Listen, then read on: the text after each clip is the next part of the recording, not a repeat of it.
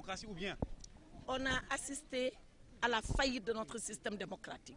Quand dans une Assemblée nationale, pour un projet de loi aussi important que celui que nous étions en train d'examiner, que la majorité s'arrange parce qu'elle a le nombre pour dire qu'on ne débat pas, pour fuir le débat parce qu'elle n'a pas d'argument à nous opposer, pour escamoter le débat parce qu'elle n'a pas d'argument à nous opposer, je dis que c'est un jour triste pour la démocratie, pour nos institutions, pour l'histoire de notre pays. En particulier, peut-être beaucoup de mépris pour ce qui s'est passé aujourd'hui et cette majorité robotique télécommandée depuis Paris d'ailleurs, puisque l'acteur principal n'a pas eu le courage de rester au Sénégal.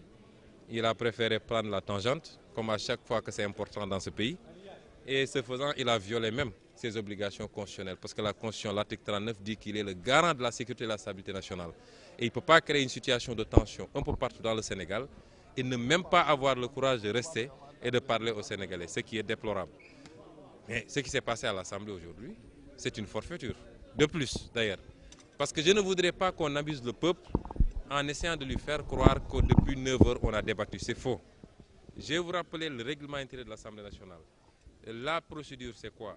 Quand il y a une loi à examiner, quand on arrive, le rapporteur lit le rapport de la commission. Après lecture de ce rapport de la commission, l'Assemblée nationale donne la parole. S'il y a des députés qui ont des questions préalables à poser, on pose ces questions préalables. Après cela, on examine maintenant le rapport dans la forme. Est-ce qu'il y a des fautes? Est-ce qu'il y a des omissions? Et quand on a terminé tout ça, on ouvre ce qu'on appelle le débat général. Donc ce qu'on a fait depuis ce matin, c'était les questions préalables. Il y a eu 14 questions préalables de l'opposition. Ils ont refusé que l'opposition puisse poser ces questions préalables. Nous avons bloqué l'hémicycle et ils ont été obligés d'accepter que l'opposition puisse poser les questions préalables. Ensuite, nous avons examiné les questions de forme. Et on devait maintenant ouvrir le débat général qui nous permet de nous prononcer sur le fond de la révision. Et c'est à ce niveau que, comme ils ont l'habitude de le faire d'ailleurs, l'un d'entre eux s'est levé pour proposer soi-disant une motion et partant nous imposer de voter une loi aussi stratégique, aussi importante et aussi vitale, j'allais dire, pour le pays, d'avoir à la voter sans débat, ce que nous avons refusé. Mais puisqu'il y a une majorité mécanique, comme je l'ai dit tantôt, ils ont essayé d'imposer la loi du nombre. Nous avons bloqué un A, mais nous avons considéré que ce n'était pas nécessaire parce que tôt ou tard, ils allaient lever le bras pour dire qu'ils ont voté. Nous avons préféré ne pas être dans la salle lorsque cette forfaiture serait commise et c'est pourquoi nous sommes sortis pour nous concerter et puis nous rendre au plateau pour voir ceux qui sont arrêtés là-bas, les leaders politiques, mais également les citoyens sénégalais qui sont retenus dans les différents commissariats.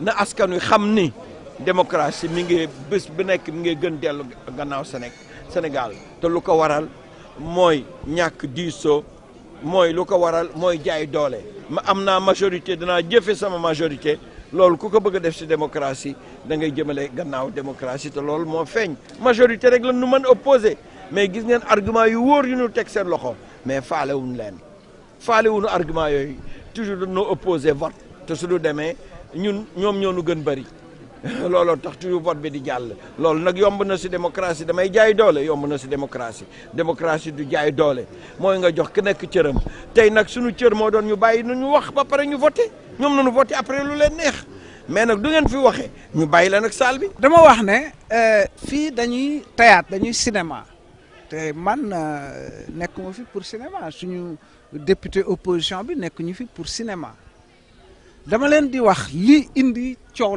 li muy bari leen dong nga ko waral parce que aussi dafa am xam-xam parce que statistique xam-xam la te wax naa leen léegi ci tubaab ni waa parti socialiste doon wàcce ci élection Abdou Diouf 83 dafa am 85%, 88 mu am 72%, 93 mu am 58%, 98 ci élection législative mu am 50%, mais 2000 mu am 40%.